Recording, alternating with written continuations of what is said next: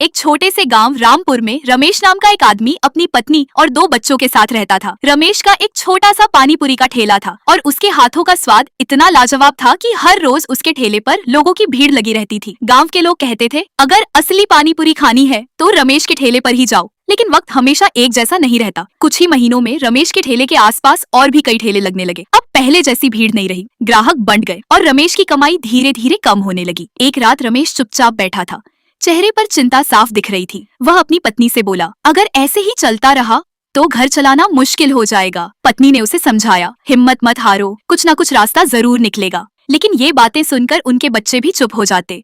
घर का माहौल धीरे धीरे उदास रहने लगा। अगले दिन स्कूल में टीचर ने बच्चों से कहा, बच्चों कल आर्ट प्रतियोगिता है, आपको मिट्टी से कोई खाने की चीज बनाकर लानी है। रमेश का बेटा अमन भी इसमें हिस्सा लेने के लिए तैयार हो गया। घर आकर वो सोच में पड़ गया, सब लोग लड्डू जलेबी बनाएंगे, मुझे कुछ अलग करना है। तभी उसकी छोटी बहन बोली, भैया आप कुछ नया बनाओ जो किसी ने ना सोचा हो। अमन को अचानक एक आइडिया आया, मैं मोमोज बनाऊंगा। उसने पूरी मेहनत से मिट्टी के छोटे छोटे मोमोज बनाए और उन्हें बहुत ही खूबसूरती से सजाया। अगले दिन जब प्रतियोगिता शुरू हुई तो जज ने जैसे ही अमन के बनाए मोमोज देखे वो हैरान रह गए। उन्होंने कहा, इतना अलग और क्रिएटिव आइडिया, यही है आज का विजेता। पूरे स्कूल में तालियों की गूंज उठी और अमन खुशी से झूम उठा। घर आकर अमन ने अपना सर्टिफिकेट अपने माता पिता को दिखाया। रमेश की आंखों में गर्व साफ दिखाई दे रहा था। तभी अमन की बहन बोली, पापा मेरे पास भी एक आइडिया है। आजकल लोगों को कुछ नया चाहिए। अगर आप मोमोज और पानी पूरी को मिलाकर कुछ नया बनाओ तो लोग जरूर पसंद करेंगे।